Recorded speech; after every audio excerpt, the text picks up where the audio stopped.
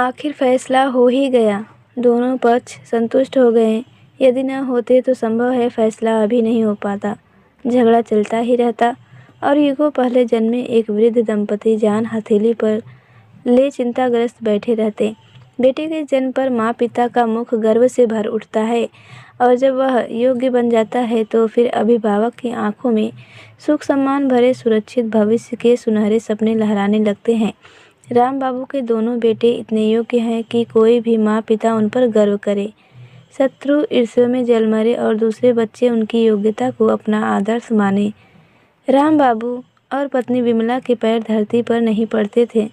पुत्रों के गर्व से दिन रात सपने झिलमिलाते थे। जीवन संघर्ष से थकी थकी पलकों में वही दोनों योग्य पुत्र फैसले से संतुष्ट होकर उठ गए। अपनी अपनी पत्नियों के पीछे आपस में कुछ हल्की फुल्की बातें भी करते हुए गए। तनाव मुक्त मन को लेकर दुर्बल बेसहारा माँ बाप बैठे रह गए। बेटों के फैसले ने तो मानो उनके प्राण ही निचोड़ लिए। राम बाबू की आयु 70 और विमला 65 की और दोनों के विवाहित जीवन की आयु 50 वर्ष। 50 के सुख दुख, आशा निराशा, आंसू मुस्कान और प्यार मनोहार भरे परिपक्व विवाहित जीवन को अतियोग्य बेटों ने पल भर में तोड़कर फेंक दिया और अपनी पत्नियों के आंचल पकड़ हंसते हंसते कमरों में घुस गए। विमला की आंखों से झरझर आंसू निकलकर उम्र और संघर्ष के खरोच भरे गालों पर निरंतर बहे जा रहे थे। दिखाई कम देता है और हाथ के पास चश्मा नहीं है, फिर भी अर्ध शताब्दी के साथ साथ चलने वाली पत्नी की अश्रुधारा को स्पष्ट देख रहे थे राम बाबू और अपने अंतर्मन में उठते हाहाकार को नियंत्रण में रखने का प्राणपण से प्रयास करते करते अपने को ही अंदर से टूटता पा रहे थे। असंतोष की अग्नि कई वर्षों से सुलग रही थी। दोनों बेटे योग्य हैं और प्रतिष्ठापूर्ण जीवन के अधिकारी भी हैं। समाज में उच्च स्तर के प्राणी हैं। मान सम्मान का मूल्य बहुत है उनका। यह बूढ़े और गरीब माँ बाप उनके जीवन के अभिशाप बन गए हैं। उनसे उनकी प्रतिष्ठा और सम्मान को ठेस लगती है। 2 बेटे हैं उनके, छोटा मेरठ, बड़ा मुंबई। पहले अमेरिका था, अब मुंबई चला आया है। दोनों भाइयों के बीच तनाव चल रहा था माँ बाप को लेकर। छोटे बेटे के साथ दोनों मेरठ में रह रहे थे। बड़ा बेटा अमेरिका में था, वहाँ तो उन लोगों का जाना संभव नहीं था। पर जब से बड़ा मुंबई गया है तब से दोनों भाइयों के बीच कलह की लपटें उठ रही हैं और ये बेचारे उन लपटों में झुलस रहे हैं। छोटे का कहना है कि माँ बाप तो वे दोनों के हैं, फिर वह अकेला क्यों भार उठाए। उसकी बात भी ठीक है। उधर बड़े का कहना है कि मुंबई के फ्लैट में न तो दोनों को रखने का स्थान है और न ये लोग उस उच्च अभिजात समाज के फ्लैटों में रहने योग्य हैं। छोटे के पास सरकारी लंबी चौड़ी कोठी है। उसके आउट हाउस में इनको आराम से छिपा कर रखा है उसने। यह सुविधा उसके पास नहीं है। उसकी बात भी न्यायोचित है। मर्माहत राम बाबू की समझ में नहीं आता कि वृद्ध माँ बाप कितने बड़े बोझ हैं भला, जिनका भार ये संपन्न बेटे नहीं उठा पा रहे हैं। राम बाबू अपने जीवन को टटोलने लगे हैं। वे 3 भाई थे। तीनों में आर्थिक दृष्टि से वे ही दुर्बल थे। उनके माता पिता भी एकदम निर्धन थे। ऊपर से माँ गठिया और पिता दमा के रोगी। अभावग्रस्त परिवार होते हुए भी राम बाबू ने माँ बाप का भार सदा अपने ऊपर लिया। वह उनके साथ रहा करते थे क्योंकि दोनों बड़ी बहुओं से माँ की बनती नहीं थी। यहाँ विमला की मृदुल स्वभाव और सेवा से संतुष्ट वह जीवन भर उनके साथ रहे, पर कभी भी उनके मन में प्रश्न क्यों नहीं उठा कि वह अकेले उनकी जिम्मेदारी क्यों लेंगे।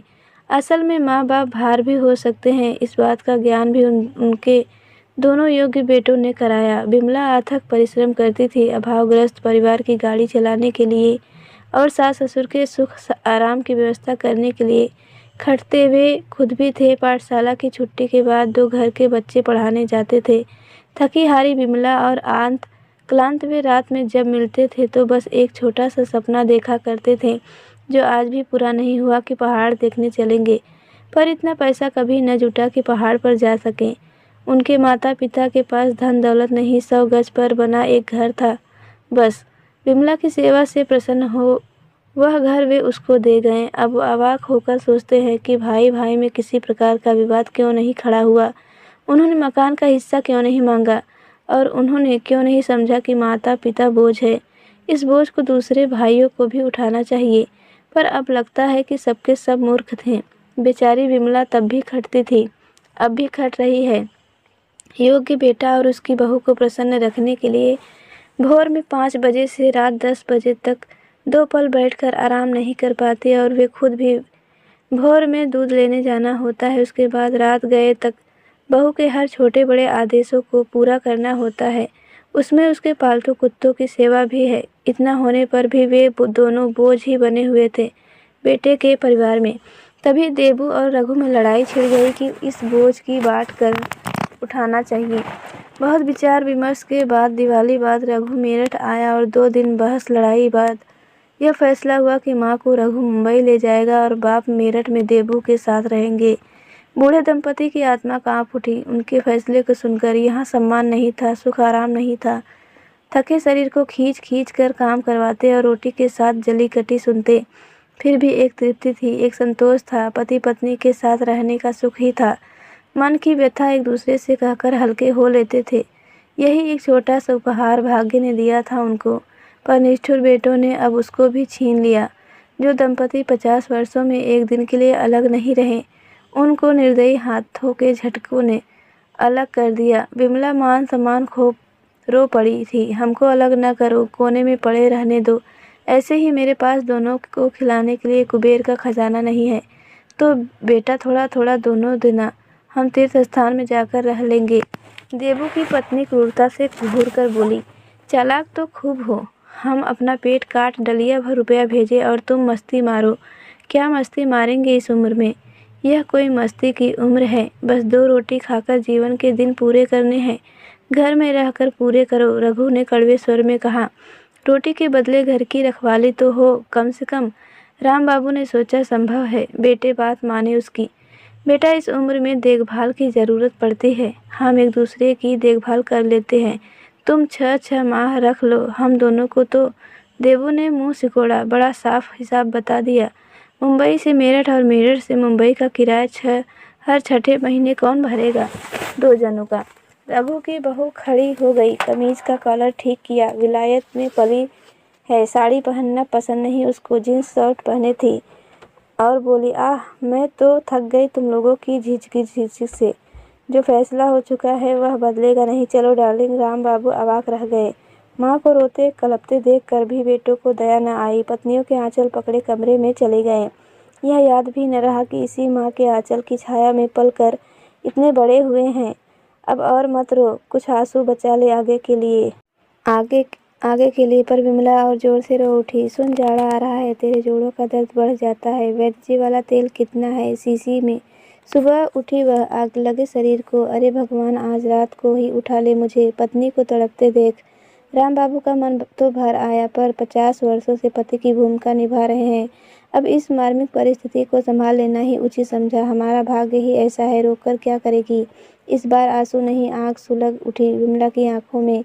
भाग्य को क्यों दोष देते हो? दोष दो अपनी बुद्धि को। 1000 बार मना नहीं किया था मैंने तुमको कि बेटों के पीछे सर्वस्व न लुटाओ, मेरे जेवर घर मत बेचो। बेटों ने बुढ़ापे में साथ न दिया तो क्या करोगे भला? पर माने थे तब तो मैं बेटों की दुश्मन लग रही थी। अरे आज घर भी बचा रहता तो आधे में रहते, आधे को किराए पर उठाते, आराम और इज्जत से रहते। लात मारती बेटों की कमाई पर तुमने सब फूंक डाला बेटों पर। अपराधी से सिर झुका लिया राम बाबू ने। हारी, तू ठीक कहती है, मेरी बुद्धि भ्रष्ट हो गई थी उस समय। सदा दृढ़ता से खड़े रहने वाले पति को अनायास पराजय स्वीकार करते देख विमला का हृदय फटा सा गया। तुम भी क्या करते? दुश्मनों को पढ़ाना जो था। राम बाबू को सहारा मिल गया सफाई पेश करने के लिए। अब तू ही बता। रघु को अमेरिका की पढ़ाई की मंजूरी मिल गई। इधर देबू का डॉक्टरी में नाम आ गया। पैसे चाहिए और हम घर जेवर छाती पर धरे बैठे रहते तो लोग नहीं थूकते हम पर। और अब वही बेटे हमारे भाग्य पर थूक रहे हैं। हाय रे भाग्य, कितने सपने देखे थे हमने बेटों को लेकर। बड़े सपने हमें नहीं देखने चाहिए थे। अब सुन तो, अपना ख्याल रखना। नई जगह, नया पानी, समंदर की हवा, बीमार न पड़ना। विमला फिर सुबह उठी। तुम्हारा क्या होगा जी? कौन रात को गरम तेल मलेगा? भोर में तुलसी अदरक की चाय बनाकर कौन देगा? कौन देखेगा तुमको? पति की घुटनों पर सिर टेक रोती रही विमला। अभी तक तो राम बाबू अपने को संभाले थे, अब वे भी बच्चों की तरह रो उठे। अरे मैं तो कुछ भी नहीं जानता कि मुझे कब क्या चाहिए। मैं क्या करूँगा तेरे बिना। भगवान हम दोनों को आज रात ही उठा ले। पर भगवान ने कब किस असहाय की बात सुनी है भला। कुछ नहीं हुआ उनको, बस रात गहराती चली गई। आज रात घर में उत्सव जैसा खाना बना था, क्योंकि 1 वर्ष से जो तनाव दोनों भाइयों में चल रहा था वह समाप्त हो गया। समस्या का हल भी मिल गया। वैसे देबू की बहू सास को रखना चाहती थी, क्योंकि उसको शरीर हिलाने की आदत नहीं है। सास चाय प्याला भी पलंग पर पहुंचाती है, पर रघु माँ को ही ले जाना चाहता था। उसने तर्क दिया कि उसकी पत्नी नौकरी करती है, अतः बच्चों की देखभाल के लिए माँ की ज़रूरत है। उसके तर्क में बल था। देबू को मान लेना पड़ा। अधिक जोर देते भी न बना कि कहीं खींच कर किसी को भी न ले गया तो मुसीबत। पूरा खाना विमला ने बनाया था, पर दोनों ने दांतों से एक तिनका भी नहीं काटा। बस इस एक रात का साथ भर ही तो था जीवन साथी के साथ रहने का। सुबह 9 बजे की गाड़ी से रघु मुंबई रवाना होगा, विमला को साथ लेकर। फिर कभी नहीं मिल पाएंगे, ये सच तो है कि दोनों ही जीवन भर अभावग्रस्त रहे। उसका कारण भी यही बेटे हैं जिनको विमला दुश्मन कह रही है। दोनों इतने मेधावी थे कि अच्छे स्कूल में अनायास दाखिला हो गया। गली मोहल्ले में उनके बेटों की चर्चा होती और वे गर्व से फूल कर कुप्पा हो जाते। स्वयं तो गिर मर कर 10वीं पास करके संस्कृत पढ़े और पाठशाला में पढ़ाने लगे। बेटे अंग्रेजी स्कूल में बड़े बड़े लोगों के बच्चों के पीछे ढकेल फर्स्ट आते तो वह फूले न समाते। रघु ने इंजीनियरिंग का कोर्स कर लिया। वे सोच रहे थे अब नौकरी पर लग जाए, पर वह तो जाने और क्या पढ़ने अमेरिका जाने की तैयारी करने लगा। पाठशाला में जो पिता संस्कृत पढ़ाते थे वे क्या समझे यह सब बड़ी बड़ी पढ़ाई। इसलिए रघु ने बताया कुछ नहीं, बस एक मोटी रकम तैयार रखने को कहकर दिल्ली चला गया अपने कागज पत्र तैयार कराने। तभी नतीजा निकला कि देबू ने डॉक्टरी की पढ़ाई में भर्ती होने की परीक्षा पास कर ली है। अब वह डॉक्टरी पढ़ेगा। डॉक्टरी महंगी पढ़ाई है और पढ़ाई पूरी होने में कई साल लगते हैं, इतना राम बाबू जानते थे। पर लोगों ने बधाई दे देकर जादू सा कर दिया। खूब मिठाइयाँ बटी और फिर घर जेवर सब झोंक दिया। बच्चों के भविष्य कुंड में अपना खुला हवादार घर बेच जब छोटी अंधेरी कोठरी में जिस दिन रहने आए, उस दिन साथ में रघु देबू दोनों ही थे और अंधकार को दूर करने के लिए एक जगमगाता सा आशा का दीपक थमा दिया माँ बाप के हाथ में दोनों ने कि पढ़ाई पूरी करके बड़ी बड़ी नौकरी करेंगे। दोनों नाती पोते और नौकरों से भरे घर में राज करेंगे। उस दीपक की ज्योति तब आधी ही रह गई जब रघु ने अमेरिका में रहने वाली कायकस्त परिवार की बेटी से प्रेम विवाह कर लिया। अब उनके भविष्य के सपने देबू से जुड़ गए। डॉक्टर बनते ही सरकारी नौकरी मिली, कोठी भी मिली। अंधेरी कोठरी का काल समाप्त हुआ और फल फूल के बगीचे से घिरी देबू की सरकारी कोठी में आकर उनको लगा अब सपने साकार हो चले। एक देबू ही 10 बेटों का सुख देगा। बड़े बड़े घरों से देबू के रिश्ते आते और राम बाबू खिल उठते। फिर एक दिन एक बहुत ही बड़े घर में देबू का विवाह हो गया। चांद सी बहू घर में आई। रघु भाई के विवाह में आया था, उसकी बहू को भी देखा था। तब बुराई करने को कुछ नहीं था उसमें। जाते समय बाप के हाथ पर रुपये रखा गया था। रघु पहले कुछ समझ नहीं पाए, फिर धीरे धीरे यह स्पष्ट हो गया कि बहू उनको नौकरों के स्तर का ही समझती है। साथ ही साथ देबू भी बदलने लगा। बहू के मायके से लोग आते तो उनको इन लोगों से बात भी न करने दिया जाता। बहू उनसे या विमला से जो भी काम करती उसमें आदेश का स्वर होता। धीरे धीरे उन दोनों को नौकरों के लिए बने आउट हाउस में भेज दिया गया। गैराज के पीछे पास के गिरजाघर में आधे आधे घंटे में ढलती रात को सूचना गूंज उठती तो यह चौंक उठते और विमला की सिसकियाँ तेज हो जाती। विच्छेद के पल पास आते जा रहे हैं और वो दोनों वही आंसुओं में डूबे बैठे हैं। बाकी सारा पर घर सो रहा है। माँ बाप का बंटवारा कर बड़ी शांति की नींद सो रहे हैं सब अपनी अपनी पत्नियों के साथ। कोठरी में 2 दरवाजे हैं। एक तो कोठी के अंदर जाता है, वह दूसरा सड़क की ओर खुलता है। सड़क की ओर के दरवाजे का एक पल्ला खुला था। राम बाबू ने देखा सड़क पर अब इक्का दुक्का लोग ही आ जा रहे थे। एक आध मोटर स्कूटर भी गुजर जाता। उनके मन में विचित्र घबराहट फैल गई। इसी सड़क की तरह ही क्या उनका जीवन सूना नहीं हो जाएगा? अपने शरीर को भी कब क्या चाहिए यह उनको नहीं मालूम। 50 वर्ष से विमला जो संभाल रही है उन्हें अब क्या उसके बिना वह चल पाएंगे? घड़ी में 1 बजा। चौंक उठे वे। समय पास आता जा रहा था, बस 5 घंटे का साथ और फिर वे उनके हर सुख दुख आशा निराशा की साथी छिन जाएगी उनसे। कितना भयानक कष्ट है यह। मरते समय न तो विमला पास होगी न उसका स्पर्श मिलेगा। विमला के प्राण निकलेंगे तो वह उसके माथे पर अपना हाथ भी नहीं रख पाएंगे। सुन लेंगे कि विमला मर गई। जीवन भर तो उसे कुछ न दिया और अब तो शांतिपूर्ण मृत्यु भी नहीं दे पाऊंगा। विमला ठीक कहती थी कि बेटों पर सर्वस्व न लुटाओ। आज समझ रहे हैं कि कितनी भयानक भूल हुई। 2 बजा समय और सिमट गया। विमला उनसे लिपट गई। मेरा जी घबरा रहा है, कुछ करो जी। मैं मुंबई नहीं जाऊंगी। पंख टूटा बूढ़ा पक्षी हूँ। क्या करूं? निर्धन हूँ, बूढ़े हैं, निर्धन है पर अपंग तो नहीं, रोगी नहीं। विमला के मुख पर दृढ़ता छा गई। राम बाबू अवाक। हम अपनी 2 रोटी कमा लेंगे। तू क्या कह रही है? हमको किसी की जरूरत नहीं। बेटा नाती पोता सबका सुख भोग लिया, अब अकेले रहेंगे। इन लोगों से सारे नाते तोड़ लेंगे पर जाएंगे कहाँ? इतने बड़े संसार में जगह की कमी है। अकेले अनजान जगह। अकेले क्यों? दोनों साथ जो हैं। अनजान जगह में जो अनजान लोग मिलेंगे वे इन अपनों से अच्छे होंगे, पर ये जाने न देंगे ये हमारे कौन हैं जो रोकेंगे। हम अभी जाएंगे। भगवान की धरती बहुत बड़ी है, उसमें दया ममता सच्चाई भलाई ने अभी दम नहीं तोड़ा। यहाँ से निकलते तो हजारों अपने मिलेंगे। विमला, जीवन की हर कठिनाई में तूने ही रास्ता दिखाया। 50 वर्ष में एक बार तेरा कहा न माना, सो उसका नतीजा भुगत रहा हूँ। अब तो जो तू कहेगी वही करूँगा। तो फिर देर नहीं, अभी चलते हैं, फिर से नया घर बसाएंगे। बेटों पर बोझ बनना भूल की उत्साह से भर उठे दोनों। लगा नव यौवन लौट आया है और 50 वर्ष के पुराने 2 प्रेमी घर से भाग रहे हैं। चादर बिछा, अपने कुछ कपड़े 1-2 बर्तन भरमार रख, गठरी बांध ली और कंबल उठा दोनों चलने को तैयार हो गए। पैसे सुनो जी, बस किराए भर को। तू चिंता न कर, पूरे 2000 हैं। गुप्त स्थान से 100-100 के पूरे 20 नोट निकाल कर अपने पास रख। बाकी के विमला के ब्लाउज में रख, पिन से अटका दिया। फिर गठरी उठाई। भारी तो नहीं, इससे भारी तो आटे का कनस्तर होता है जो मैं पिसवा कर लाता हूँ। उनके शरीर पर में गजब की फुर्ती आ गई। दोनों सड़क पर आ गए।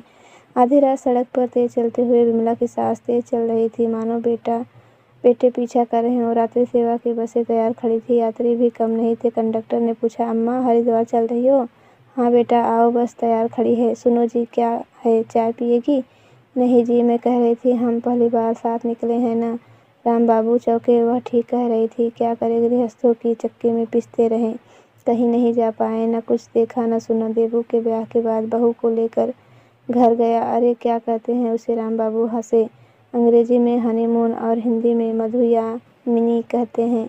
दोस्तों, ये पारिवारिक हिंदी कहानी आपको कैसी लगी? कृपया अपनी राय कमेंट में ज़रूर लिखें। कहानी अच्छी लगी हो तो एक लाइक और चैनल पर नए हैं तो प्लीज़ चैनल को सब्सक्राइब करके बेल आइकन को भी प्रेस कर दीजिएगा। स्टोरी सुनने के लिए आपका धन्यवाद।